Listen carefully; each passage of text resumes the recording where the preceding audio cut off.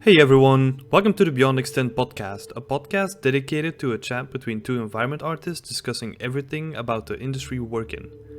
I'm Timothy and I'm joined by William, who is a friend and fellow colleague of mine. In this episode, we will be discussing the length of video games, if it's time to break the $60 mark, and our own opinions on some of the changes we would love to see in the future of the games industry when it comes to the creation of games. We had fun creating this episode, and I'll hope you'll enjoy it too. Let's dive in.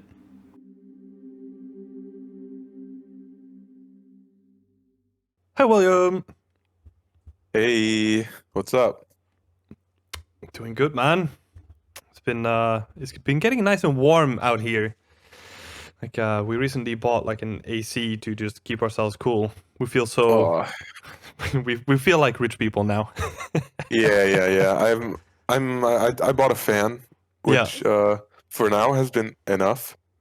But sometimes my PC gets really warm, Oh, and then man. the whole, just I don't know, it gets really warm in my room. Yeah. That's the main thing. I sit so close to my PC and it's just blasting hot air into my face constantly. So Yeah.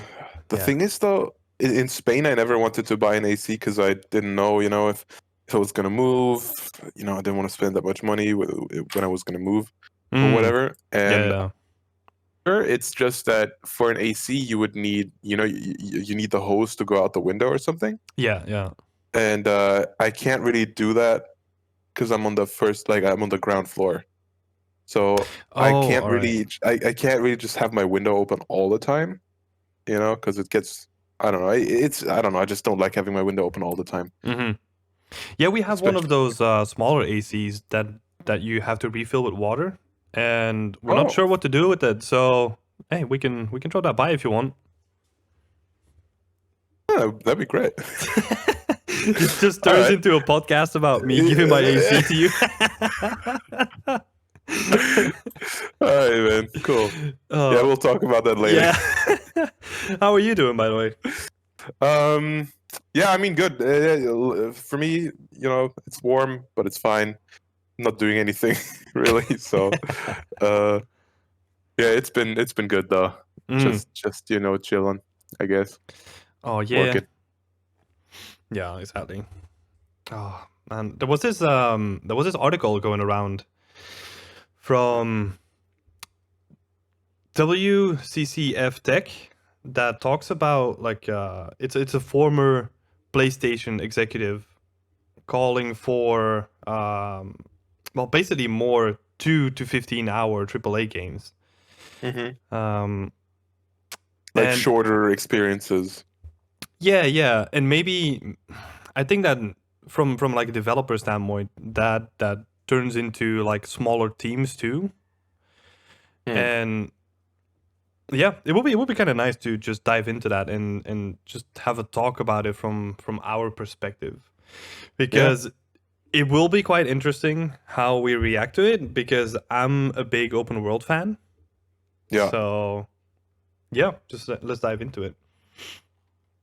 Yeah. So I mean, yeah, go ahead. so I think for me personally, it's I sometimes I play these types of games. Like I don't know how long the Uncharted 4 was. I think it was a little bit longer than that, right? It's Mm, I mean, of course it's a huge game, but it's not that long of a game. I think it's like 20 hours maybe. I don't yeah. know. But it's like a concise linear experience, right? You just want to you there's not really any decisions you can make. There's no open world, but it's just curated for you, right? It's you experience it the way that the developer wants you to. Yeah, like And a it's really linear experience.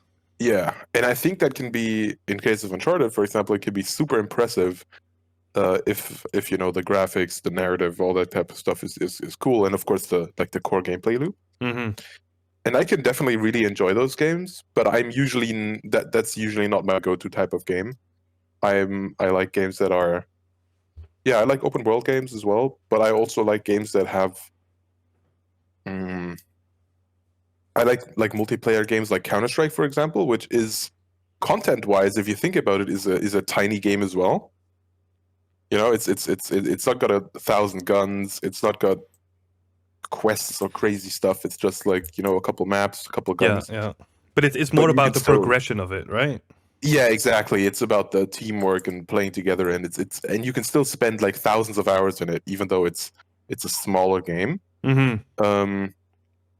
But for me, it's a completely different thing when I'm playing something like for example, Firewatch. Right, Firewatch is this indie game from Campo Santo Mm-hmm. that is I think it's like a 3 hour long game, but it's Oh, it's a so good. full, yeah, it's a linear experience, more or less linear. I don't think there's a lot of choices you can make, but it's a really narrative thing, and that for me is not like playing a game. For me, it's more like watching something, Mm-hmm. but yeah, experience wise, I mean, but it's um so I can't even treat it as the same thing, but I enjoy both of those type of things really much, very much. So Yeah, yeah. it's Like if you talk about those games like Firewatch and well, what are some other good examples like Journey?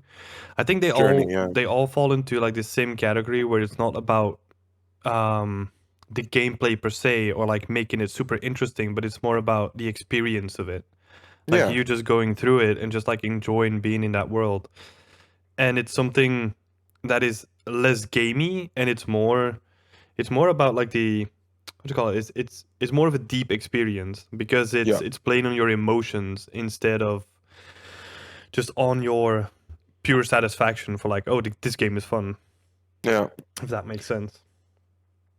But yeah, yeah. It's I totally agree. Like, I've been a big fan of open world games myself. yeah. Um, but I keep thinking back about like to Metro Exodus. I don't know if you play that game. I played it. I loved it, and I stopped when I had to go into a bunker full of spiders. Man, I think I it's made it out of that bunker, and then it was like, no. dude, it's I literally couldn't fit. I hate spiders so much, Yeah. and that scene or that part of the game. Um, First of all, you can't change your field of view, so Hmm. it's always super narrow, and you feel like there's everything, like there's a lot of stuff going on behind you. The sound is so creepy.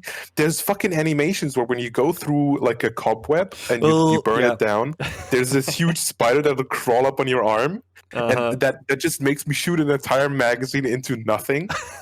And then you just hear the little feet tapping around everywhere, and dude, Man, I love that game. I really do, and I really want to finish it, but I can't. I can't that make is it such through a that level. scary section because like up until that point it's just like you running around in like really open areas and then Yeah. it's like this sudden switch of like, oh, you're going down with like an elevator into a bunker. And remember the first scene? I think you go down and then you have this sandy area between like a couple of pillars and you just know that something's gonna go wrong. Yeah, I think I'm not even sure if I have made it that far yet. I'm like just into the bunker, man. It's dude, it's I hate it so much. I hate it so much. It's so fucking it creeps me out so much. Yeah. But but it's but yeah, but it's a great game is what I'm saying. It's really, it feels so good. It's got this amazing. I always loved the whole Metro series because Oh, it's me too, so, man. all the guns are so cool. Like I really like it's a completely different take on like a post-apocalyptic society with them like living in the metro Oh God, tunnels and stuff. It's really I would cool. spend like a lot of time just walking through the metros and like looking how they set up their societies and just like Yeah. looking up and down because they had like multiple stories and all that stuff. Like it was so cool. But And I the yeah, like it's amazing that a game can do that to you, right? right. When you have this feeling like, oh shit, I should drop the game, which like by itself is not really a good thing for like if you develop that game technically, Yeah. but Yeah. it's crazy that a game can do that to you when Yeah. you're just like, no, fuck it, I had my limit. Like I don't wanna deal with these awful spiders. Let's get the fuck out of here. That is so weird, right? I don't know why it fucks with me so much, but they just did it so well. They Oh, dude, like I would you said, play that in VR? oh my god, I would. I I don't know, man. You'd be I would dead. just run out of like in front of the street and get hit by a car rather than that, dude. That must be the most horrifying thing in the world. Oh god. Yeah, that part was fucking creepy. Like just the sound design. If you have like a good surround headset Uh, or something, it just like. Ugh. I was playing it at night too. That section, oh my god, what and are you yeah, crazy? yeah, man. Oh. But the reason why I bring that up is because it is such a good blend of linear Mm, and open world, right?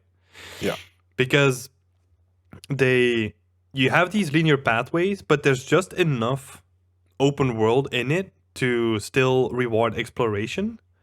mm, It's such a cool way how they did it. Like it does feel gamey that you're going from one map to the other one, and it's like an yeah. arena. But I don't see a way that you can work your way around that.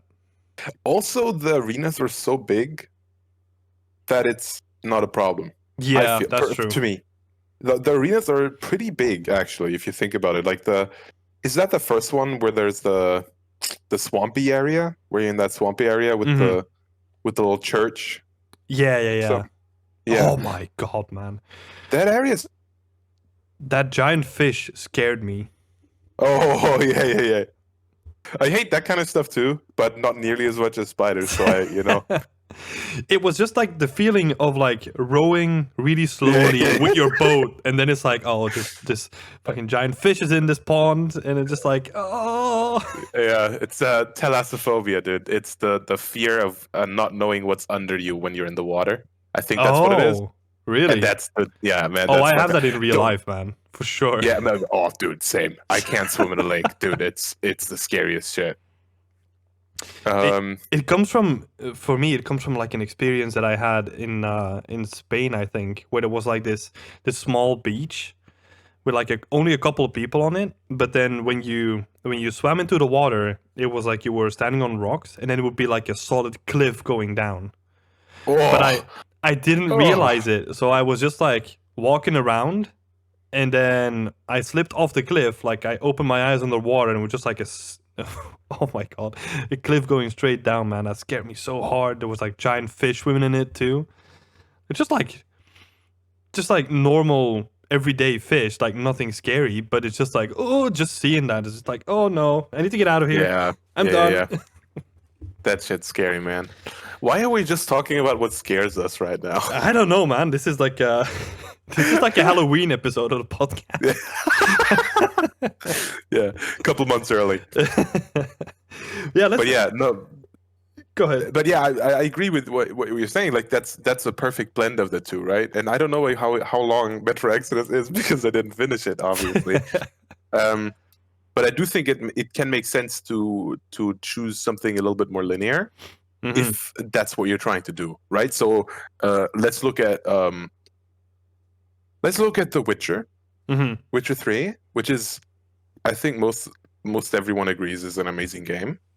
Um, but the fact that you're so free and you can do so much stuff, Yeah. sometimes it can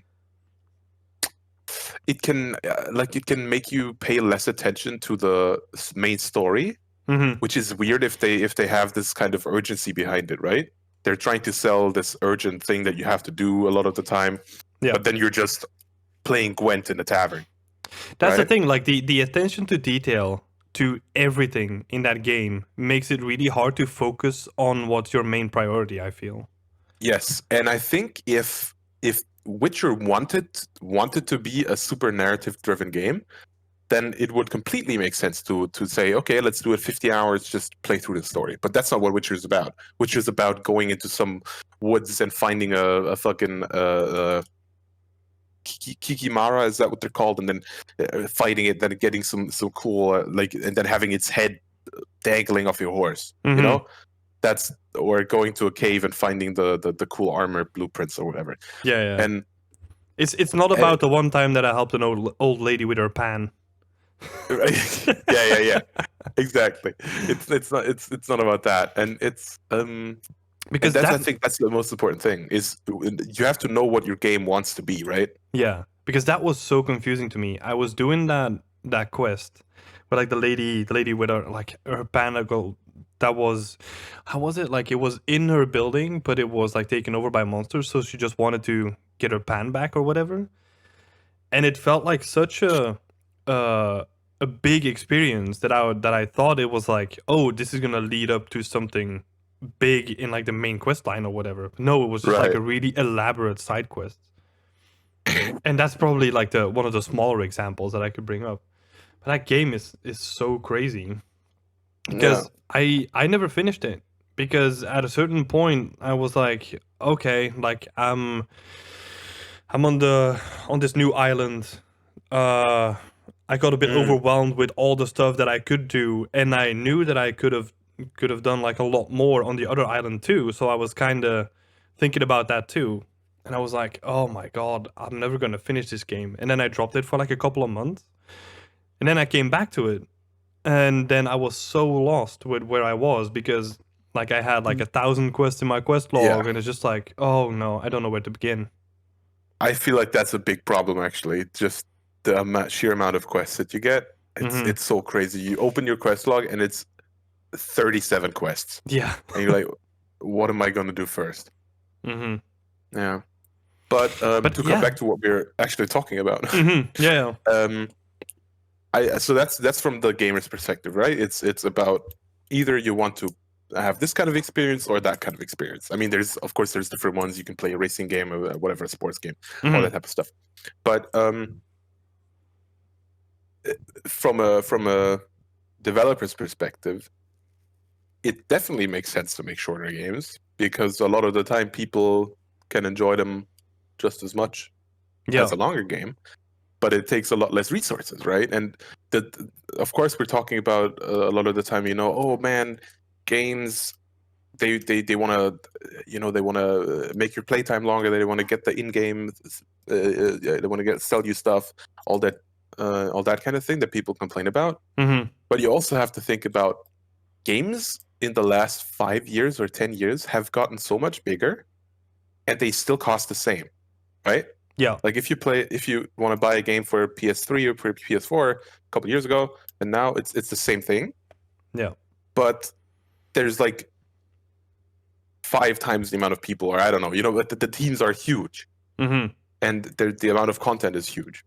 So I think it Yeah. definitely can make sense to say, hey, let's just cut this all down a little bit, make one great linear experience, and then and then just hope that that's enough to make people love it and buy it. Hmm. But of course, if you're making a short game like that, you don't have the opportunity, like a game, for example, like Counter-Strike does, to make a gigantic amount of money, because people are playing the game for thousands of hours and they want to buy cool weapon skins. Yeah. Exactly. Because they're all trying to get better quicker, right? Like there's no such thing in like an open world game, especially the single player ones. Uh, but yeah, like you brought up a good point where it's like you have a massive amount of people working on these super giant games, like these massive open world games. Whereas you could make like a really solid linear experience with like a small development team. Like what is like a good size for a development team? I think like 70 people is something that a lot of companies try to work towards if they're working on their project. But yeah, some companies just have like a massive amount of people working on it, and that means that they all need to get paid. So then the game needs to sell way more copies Yeah. than like a smaller AAA game would do, like a more linear experience would do. Mm. But then on the other side, I feel this might be somewhat controversial, but I feel that the linear games need to be so much better designed than the open world games, because the open world games they rely on the structure and their like expansiveness, that not Mhm. everything is going to be designed up until a point where Mhm. it's like super polished. Like you can get away with stuff in like an open world game, if that makes sense. Yeah, I mean Skyrim is like right is praised as one of the best games ever. Same Mm-hmm. as like Red Dead Redemption. They have a ton of bugs. I mean, of course they have, because there's so much stuff that you can do. Yeah, But yeah. if I don't know, what's like a good example of a linear game that a lot of people like? Well, like Uncharted. Like Uncharted or Portal, even, right? Even Hmm. something like Portal, which is like a crowd favorite. Yeah, yeah. Even that, if that had a ton of bugs, it probably wouldn't be as well received, because they can't get away with it, because of course it's just if you break one level, then you break a big part of the game. But if you Yeah, yeah. break You break the and progression for like the entire game, basically, in the linear experience. yeah, but if you break, I don't know, one NPC interaction and you can't do that one side quest, all right, I'll just skip that one. Yeah, yeah, exactly. Yeah, I think this is something that I mentioned before as well. I don't know if I did on the podcast, but I would love to see the bigger studios focus more on like smaller experiences too.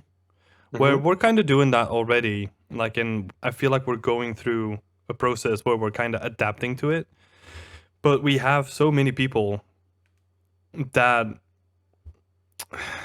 are really experienced in what they do, and it's kind of a shame that everyone's working on these. Well, not everyone, but like a lot of people are working on these massive open world games, and they take like a couple of years to uh to release, right? Hmm. And this also comes back to a point where, from like an artist working on such developments, I come from Frontier Developments, where I have Planet Coaster, I worked on Jurassic World, and then I worked on Planet Zoo, like in 2 years. It Right. was super fulfilling for me to just go from like, okay, like we're getting to the end of Planet Coaster at that time. Like it was like 6 months in or whatever, like a year in when I joined, and then we developed Jurassic World in like another year. Hmm. So it's like super fulfilling because you're just jumping from one project to the next, and it's like, Right. oh, it's something different. Like, oh, we can try new stuff. Like we can try to push new things. Whereas on the larger games, it's such. I sometimes feel the weight of just like all these years that nothing has been released is Gotcha. sometimes it's sometimes like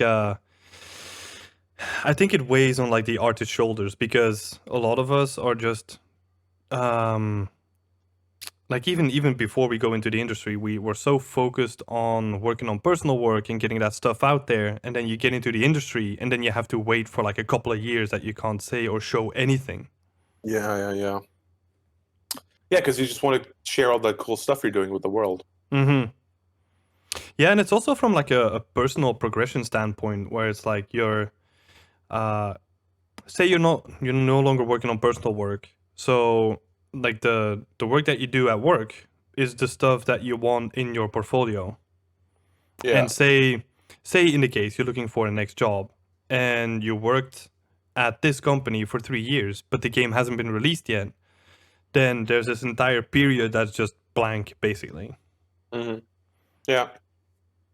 I mean, Uh, that's like a minor point to it, but I feel as an artist that might be one cool. of the bigger things. Yeah, man. I'm trying to think about games that I've worked on, and what comes to mind is Overkill's The Walking Dead, right? Mhm. So to start again by Starbreeze, I worked on it when I was working at 3D, an outsourcing company, and the game actually looked pretty good. It had fine graphics, so I was happy with what I was doing on it, right? Unfortunately, the game absolutely tanked. I think they actually removed it from Steam because nobody was buying it, which Yeah, is yeah, yeah. I didn't even know that that was a thing that could happen. Oh, And the jeez. way what they did was they pretty much took what they did on Payday, right? Which is you have this selection of like a couple maps, and there is some kind of progression and like storyline through like behind it. But then for some stuff, you have to go to a map a couple of times. You have to kind of grind it, Yeah. which is a double-sided sword, right? Because if it's fun, then it's great. And for the artist, it means that more people are going to see more of your stuff because they're going to play one map 100 times and just like get to know it and see all the cool stuff you did in it. Mm-hmm.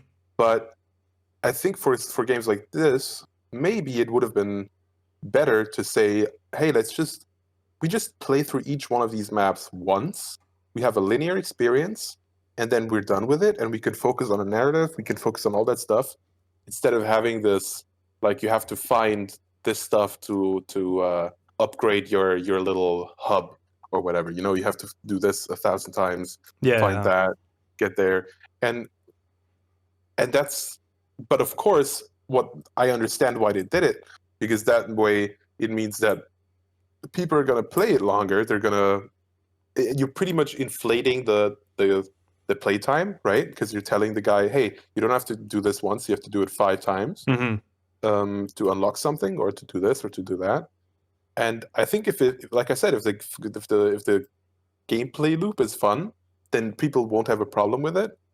But if it isn't, or if it isn't enough, if it doesn't feel unique enough or interesting enough, then I think it can definitely be it could feel like a chore, and then you're actually shooting yourself in the foot by you want to make people play the game more, and what you're doing in the end is just turning people off of the game. Yeah. So yeah, it's I think it's really hard to strike that perfect balance. Mm-hmm. Yeah, because it's all in the way you sell it to the player, right? Right. Like, it's exactly like you said. Like, if you can sell it well and it kind of makes sense in their mind, then it's all good. Yeah. But as soon as it doesn't, then you're losing players. Yeah. Yeah. And it's interesting because the game that I've been playing lately, and I talked to you about that, is Escape from Tarkov, right? Mm-hmm. And that is, the more I think about it, it's actually quite similar to that type of game, to the Star Beast type of game, where you have a map with a couple of different areas, and you can go wherever you want, and you can do stuff on there. Yeah. But it's a lot more free form. First of all, it's multiplayer, right? I mean, it's not just co-op; it's actual multiplayer. You play against people, and the thing is that it always has this, because you if you die, you lose all your stuff. So it has this added thing of you don't want to die, you want to get more stuff, you want to fill your hideout, your stash with all the cool shit, all the cool guns, good Yeah. armor, and all that stuff. So there's always a motivating factor other than just um like Your base, it, basically. yeah, it's not just like do this 5 times and you win. It's more like, okay, you have to do this, go there, find that, and because I guess the that risk factor, it attracts a certain kind of audience, like a Mm-hmm. little bit more hardcore guys that want just like play once a week. So it has this. It might be a niche kind of game, but the people that it speaks to, it'll completely like draw in, and it'll make them play the game for hundreds of hours. Yeah. So it's I think that's what I was saying. It's super hard to strike that balance and know what your audience wants from a game. Mm-hmm. And if you just change like that structure a little bit, it might be more interesting to a completely new player base. But you have to see Yeah, but who then you you actually might do lose your want to hardcore talk player to. base, right? Exactly, and that's why the developer he's been on a couple podcasts as well. Like I think the head of development Mm-hmm. from Escape from Tarkov, and he was just like, "Yeah, well, if it's too hard for you, just fuck off," you know.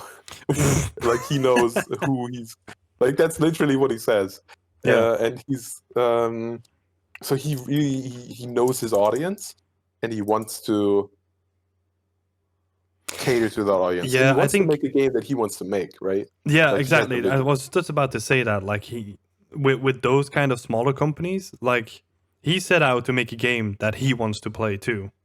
Yeah, So it's not like when working for like a AAA game.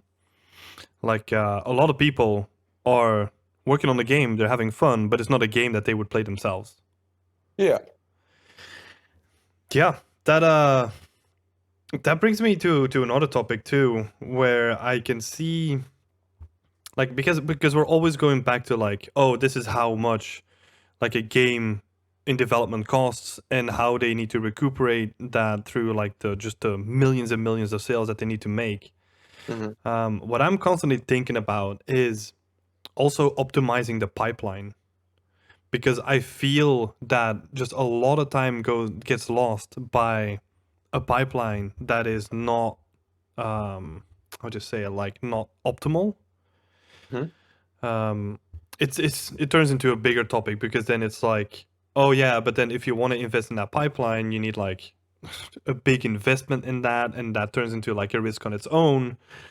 But yeah, that's something that I keep thinking about, is that we don't really focus on that, where it's like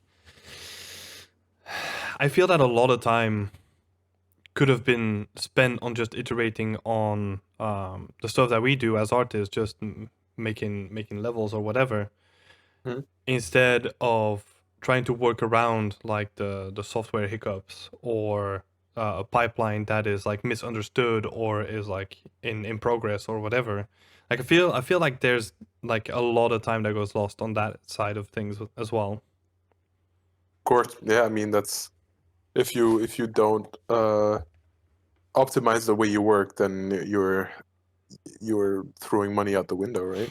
Yeah. If you're talking from a economical standpoint. I Hmm. mean, it's not just that you're frustrating the people that work for you, but it's a big thing that yeah, you just pretty much throwing money out the window. Yeah, exactly. And also the other thing, which kind of ties into it, it's not purely pipeline related, but it's also just the way that game development is by itself. Like it's not just like, okay, we're gonna do this and then we just follow the steps and then it's done.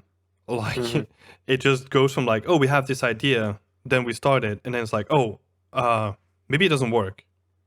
And then it's like, oh, let's try to adapt it into this. And it's kind of messy in the background, where I think a lot of people have this feeling that it's just like, oh, but like it starts out with this idea and then you just execute, right? But it's not like that at all. Hmm. Yeah, but then also like I'm just reading through the article as well at the same time, and a big point is the $60 price mark, right? Yeah. Do you think that we should get rid of that and just, especially for open world games that are super massive, like for example, Cyberpunk, should we Hmm. ask more for that game or not? Yeah. Man, that's hard. I So know, right? I mean, the the amount of people and man hours that have gone into that game, Yeah. it's probably worth more than $60.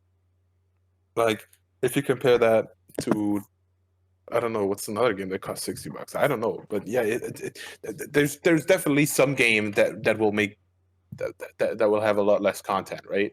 Hmm. Um, I don't know. I don't have an example right now, but I mean, like if you just compare it to the Last of Us, like just right, comparing linear versus open world, like just the workload by that simple fact by itself right, is just like gigantic. yeah, and of course, like Last of Us or Uncharted are also huge games, Hmm. right? And the amount of visual quality and everything in there Yeah, is and they're super polished and all that stuff. Yeah. yeah.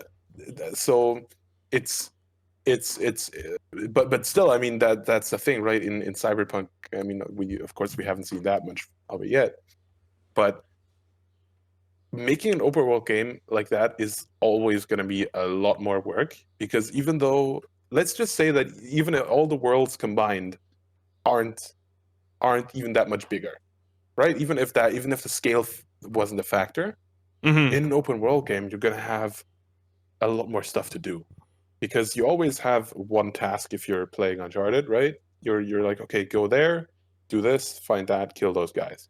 Yeah. But in Cyberpunk, what I assume you're gonna have is you're gonna be able to, I don't know, get bounties, be a bounty hunter. You're gonna be able to rob stores, maybe, Well, if it's or anything like The Witcher, you can do everything under the sun, right? yeah, you can just hang out at the pub, play some game. do like probably like underground races or something. Dude, So I can all these help my activities, cyberpunk grandma with finding her pan. yeah, exact. Her cyberpan. Um, but yeah, exactly. That there's just gonna be like maybe not like level art wise. I do think that Cyberpunk's probably gonna have a lot bigger world than because a lot of it can be fake, right? For The Last of Us, it looks huge, but the actual playable area is small. Yeah, Um, exactly. but even like I said, if that wasn't a factor, but all the from game designers, from narrative designers, from programmers, all that stuff is so much bigger because you need and then all the voice actors, right? All that stuff and more characters because you need not everyone that like not it can't just be a grandma all the time giving you the quest. It needs to Hmm. be whatever. So Yeah, just the sheer amount of stuff that you need is going to be so much bigger, even if the world is the same size. If exactly. which it And probably won't.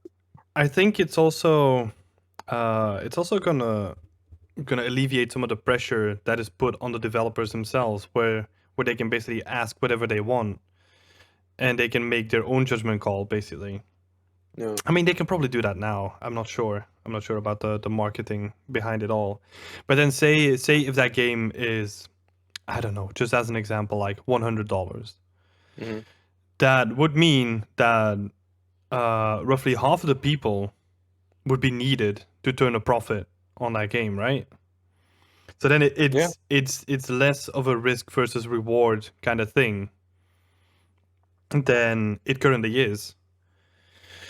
But on the other side of things, like if we really think about it in a way where as a consumer, then $100 is a bunch of money, man. yeah, would you pay that for Cyberpunk? Maybe I would, but it would I take think I me. would. Yeah, I think I would too, but it would take me a lot longer before I would put that money into it. Like I would Yeah, properly wait for like reviews coming out, would wait 2 weeks before all the bugs are coming out, and then I would pay 100 for a game like that. yeah, yeah. I mean, I I'm the kind of person who does spend a bunch of money on stupid skins in Counter Strike. So I would definitely be buying Cyberpunk. So Yeah, yeah, and yeah, I'm but really conservative with my money, so that's where you see the differences. you mean you're smarter? That's fine. Well, hey, no, that's not what I'm saying. I'm more conservative. No, yeah, but that's. I mean, yeah, but for example, I think I would have paid $100 for Red Dead Redemption 2, right? I mean that's such a crazy ride. It's so much stuff. I mean, that's the thing. Not just all the stuff that they have, but also how all the stuff interacts with each other. With Yeah, yeah, that's the thing. I mean, of course, I did find some weird bugs and like stuff that I wasn't happy with. yeah. But that's just like yeah, that's what it is. Yeah, it's I've like a been in this giant world for open so long. world. Like there's gonna Yeah, of be like hiccups in it. course. No matter what you do, like people are gonna say like, oh, but then you need more QAs, you need more people on it, or like more developers looking for bugs. There's always gonna be Yeah. bugs. And Like then half the world's gonna just be working on one game. I mean, come on. yeah, exactly. It's also because like you can put like 100 QAs on it, or like 1,000 QAs or whatever. Like throw a number at it. But then if you Yeah. release it in a while, like 1 million players are gonna play Yep. it. Like there's just no comparison. Like you can't put like 1 million QAs on it. Yeah. Yeah, That's it's an interesting topic because like I'm just thinking about like the $100 mark, right? Just as a, like a mhm. ballpark, like if I would pay that for games, and it would definitely switch my mindset to be like really looking at the reviews and like trying to find out as much as information I can about it before I would dive into it. Yeah. But yeah, I don't know if it would be a good thing. I think. Another thing that ties into it is also like especially in this article, like the last line is like, what do you think? Would you rather have slightly shorter games, particularly if it meant fewer delays and crunch for the developers? Um And just looking at that statement, it's going to be false. Like there's been crunch on like smaller projects too. Oh yeah, Like yeah, it, of it, course. it purely depends on the company structure, the company culture, and how they want to deal with stuff. If they have like good managers, and yeah, if they're just really honest about the feature creep of their own game. Because a lot of games, again, like I'm not a financial expert on this, but like a lot of games try to hit like a certain financial, um, what is it, like a financial period where they're like, look, this is when we need to release because we still want to be in this financial period. And Yeah, if yeah, yeah. if there's more if there's more flexibility with that, um, well, and if people interested in the game are a little bit more reasonable, which is never gonna happen, then I think that might help, like Mhm. delays and crunch a little bit. But it's still a company thing. Like the company needs to be against it and needs to Yeah, actively take care of the people that work for the games. that's true. I mean, I don't know, maybe I just haven't looked enough, but lately when I hear that games are delaying or stuff like that, the community seems to be a little bit more understanding. Like the Cyberpunk delay, which is the second delay now, right? Yeah, Uh, but they do have like a completely different mentality when it comes to that, or like a, how would you say, like a public appearance, because mm, um, CD Projekt Red, they're seen as like the developer for the community, right? mm, Because they're always so open. They're, in some weird way, they're not seen as a triple A studio in terms of like, look, this is just like a business. No, these, yeah, they're not. They don't have that reputation like EA or something or Ubisoft yeah, does. yeah, they're not trying to scam you. Like they try to provide like the It's just a bunch of passionate guys. None of them want to make money. They just want to make cool games, right? yeah, That's yeah. I think it's the same with Naughty Dog as well, right? It's not seen as this yeah, true. as a business, which of course all the game companies are a business. They all want to make money. They all want to make cool stuff usually, but they Hmm. also want to make money. So yeah, but it's yeah, I know what you mean. It's It's like the they're public they're appearance of those yeah studios. yeah that's true. Yeah. So yeah, some studios can get away with it. Some studios can't. Where it's yeah, it's just really interesting looking at those differences. Uh, let's have a look. What else is here? Like what would you think if a publisher broke that hallowed $60 price barrier for a particularly large game? I mean, we talked about it before, but I It's don't. also happened, right? Sorry. It also has happened before, right? Like, wasn't aren't PS4 games like $75 now?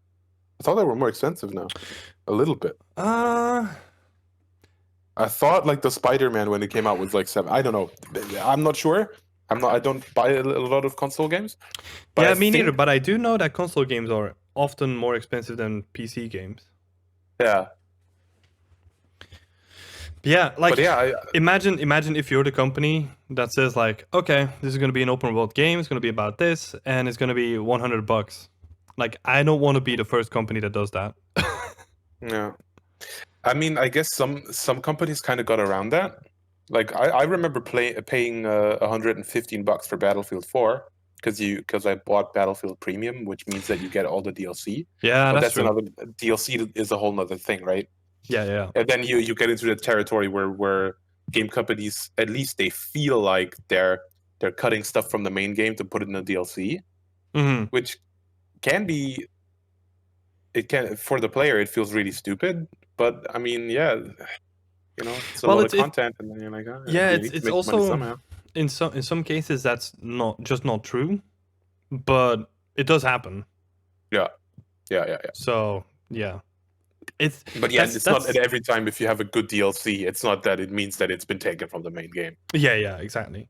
Like So it kind of it's going about this perception thing again, right? Like it's the perception of, did it feel like it could have been in the main game, or did it feel like something completely separate? yeah, Yeah, man. This is an interesting topic. Like I'm really curious where this is gonna go Hmm.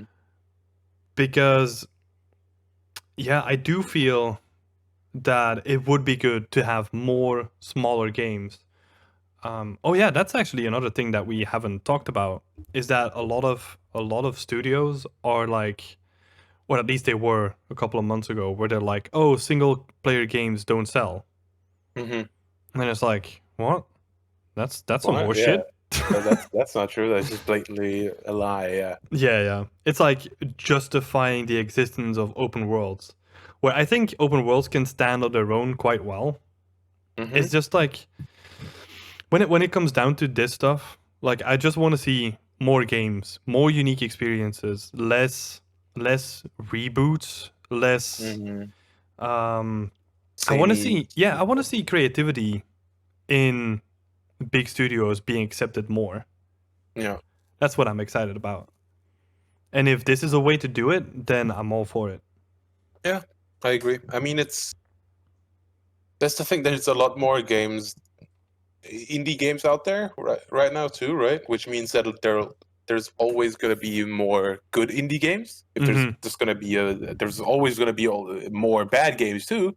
But if there's more indie developers out there, it means that in the end, more indie games are going to be on the market that are good. Yeah, yeah. So um, that also opens up a whole different thing, right? That's small teams that usually make games that are maybe like $30, $25, right? And that a player can potentially have the same amount of fun with. Maybe they're not as polished, maybe they're not as long, but I don't know. That there was this medieval game, Mordhau, right? I don't know Mhm. if you got any, like, if you noticed that game at all. I've seen it. Yeah, yeah. Yeah, so that game was huge for a couple months. I Mhm. think it's pretty much dead now, which I think has to do with there's if a small company gets so much larger, like such a large audience so quickly, it's really hard to handle. Yeah, yeah. But that game, a lot of people bought it, and a lot of people had the same amount of fun or even more with it than they would have had with a AAA game, right? Mhm. But there was a lot more bugs, a lot more like unfinished graphic stuff that was in there. But people, if it's a fun game, they don't have to necessarily care. So that's the thing, right? You can also make games with a lot less people and a lot less money if you're hitting something that's new. Because I don't know, I there's chivalry, but there's not really any other like huge medieval first person fighting games, right? So Yeah, I'm not that that's aware of those medieval fighting games, but yeah, yeah. I do understand that point where it's like people tend to focus a lot on just the amount of hours. Like Hmm. back when open world games were like just like this new thing, and it's like, oh, this map is like so many square kilometers. Hmm. That was like a selling point where now it's like, oh, this game is like 80 hours long, and it's Yeah, like the amount of hours doesn't matter. Like it's how you spend them. yeah, Like if you have fun within like all those 80 hours, that's good. But if you only have fun for like the first 2 hours, then it doesn't matter if the game is 80 hours long or not, right? yeah, Yeah. Yeah, but that's a good point that you brought up with like the surge. Well, it's not a surge anymore. It's like um a proper chunk of the games industry at this point, like indie games. yeah, Like yeah, if I'm looking for new experiences, I often tend to gravitate towards indie games. And even yeah, even if I don't like the game itself, like or like the end of it, or I don't play through it, it's like, yeah, I had fun, and that's enough. yeah, yeah, man. I think that's exactly the point, right? I think. I mean, of course, there's these miracle stories of stuff like Stardew Valley or Minecraft, right? Which Hmm. I mean, that you can't calculate that. It's just this one guy having a great idea and Yeah, working on it for a couple years, and then it just and just throwing all his explodes passion on the into it. market. Yeah. Um, and then that becomes an amazing game that's loved by millions and all that stuff. But that's just an outlier. You can't really treat that as something that happens a lot. Hmm. Um, but yeah, there's definitely a place for indie developers to say, hey, we're gonna make this game, we're gonna make it 15 or 10 hours or 5 hours long. We're just gonna craft this vision that we have, and you can play it, pay $25 for it, you have a great experience, and then you're done. Mm-hmm. Right? And I think that's especially for like if it handles some kind of mature themes, it might be something for people that are a little bit like that are grown up. They might not have as much time to play, Mm-hmm. and then that's perfect. They don't want a long game. They just want to have a great experience for a couple hours. Yeah. So then that might be exactly what they're looking for. Yeah, like if we're talking specifically about Ubisoft for this example, I kind of want to see more divisions like that within Ubisoft, where it's like we have the big AAA kind of sections, and then we have like the smaller sections that focus on like new experiences, AAA games, VR stuff. We're already doing that, but I just want to see the balance a bit shift towards those smaller experiences a little bit more. Yeah. I think that there's definitely a lot of interesting stuff there. I mean, Mm-hmm. what's that World War II game? That's a Ubisoft game. Oh, was Valiant that? Hearts. Yeah. Yeah, like I played that, and it's a really cool experience. I mean, in the end, what it is, it's just a kind of a point and click adventure. Like, right? It's a side scroller, but it's really interesting because you need to switch the characters and stuff. And it tells a really, I mean, it's handling fucking World War II. I mean, that's pretty grim right there, right? Yeah, And exactly. it's from what I have seen, it's been handling it pretty well. I haven't played through it, I don't think, but that's an experience that people can have. They can, they can have like an emotional response to it, and it's an indie game, but it's not an indie game, of course, but it feels like an indie game. So I think there's definitely there's definitely a space for that stuff, right? Exactly. There's space for that. It doesn't need to be Battlefield, Counter-Strike, and Call of Duty for everyone, right? Mm-hmm. Yeah, man. I'm curious towards the future how that's gonna change. Yeah. Should we switch it up and dive into one of the questions? Sure, man. It's already 51 minutes in, so I want to keep it with like yeah, I know we get on tangents and it's just like a nice flow and yeah, it's I all mean that's good though, right? Yeah.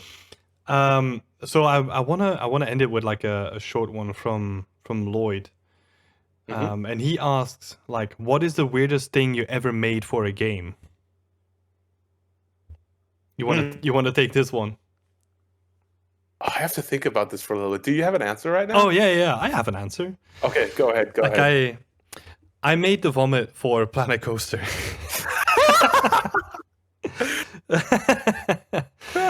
That's great. I still remember the time when like one of the art directors came to me.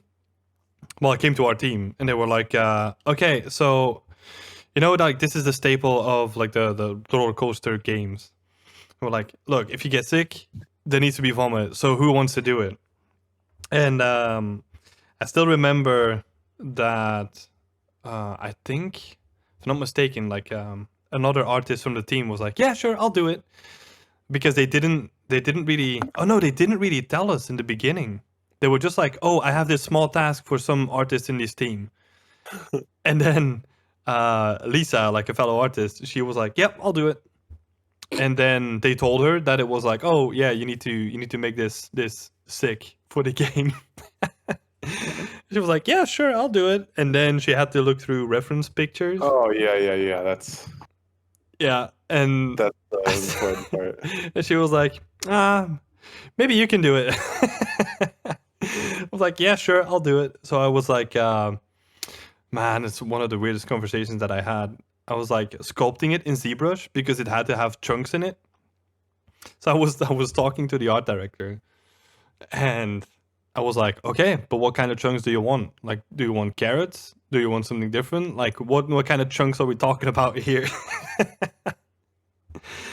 I think it should be dynamic, man. I think it should be if they went to the hot dog stand before, then they should have hot dog chunks in it. And if they went to get popcorn, then it should be popcorn or Oh, whatever. it turned out to be so small in the end anyway. Like you couldn't even see the chunks. Yeah, yeah. But it was funny. This leads into like the next story, like because I had to test it, right? So I had like a debug command that I could, as soon as people would enter the park, they would start to vomit, so I could see if it looked all right, and that if the pivot was okay and all that stuff. So I just put it to 100. So as soon as people came in, they started to vomit, and then I accidentally committed that to the build. Oh no. So the next day I came in and everyone was just like, what the fuck? My people are constantly sick. What the hell is happening in my park? I was like, well, might have been me, guys. Sorry. Oh no. That's so great. Yeah, that might be the weirdest thing. And that was my first project as well. And it only took me like half an hour to an hour to get it done and to get it fully in the game and all that stuff. But it's that's one of the weirdest things I have ever made in a game. What about you, man? You got something? So there's one thing that I don't think I can talk about yet, even though it's announced, but I don't think I can say that I worked on it. Oh, all right. It's already out, but I don't think I can talk about it yet. Oh, okay. It's kind of weird. Well, don't talk about it then. I don't want you to risk it. Yeah, and I don't know if there's like another really weird thing that I did. I'm not sure. That's like on the Walking Dead, which is like the first big project that I worked on. Mm-hmm. I was pretty much just doing like level like set dressing. Yeah. And just some, like some industrial props, and then there's some other stuff that I worked on at that company that I can't talk about. Can't talk about anything that I worked on at Ubisoft. So I don't know. Fairly limited in choices right there, but that's all right. I mean, I remember making when I had that internship at a small indie company. I was working on a like a soccer manager type mobile game, and I made like really weird hairdos for a bunch of people. And I wasn't like I'm not a character artist, but I was like sculpting like an Elvis haircut for the soccer players and like a huge afro, and it just looked really ridiculous. I mean, I guess that's the weirdest thing that I worked on. It's just and because we it didn't have a lot of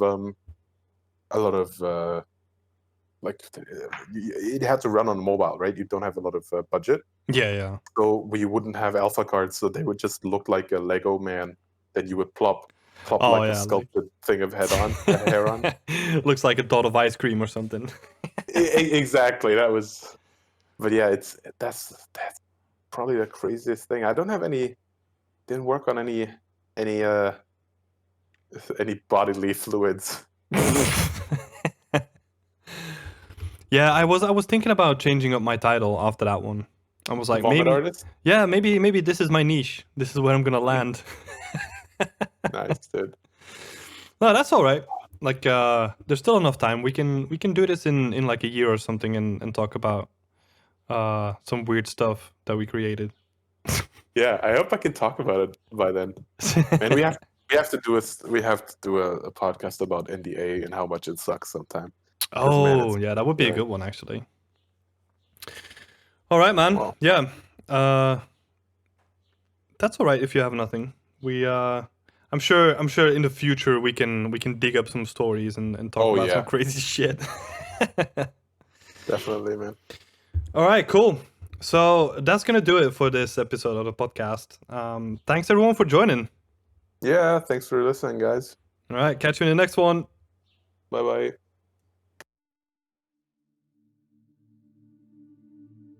We hope you enjoyed this episode of the podcast. If you did, then you can check out the playlist on the right for more episodes, and don't forget to like, subscribe, or share it with friends. If you're an environment artist trying to break into the industry, or just looking to grow your skills, you can find a ton more resources like weekly tips, blog posts, and more on beyondextend.com. But that's going to do it from our side. Thanks so much for joining us. And a shout out to all of our Patreon supporters who made this possible.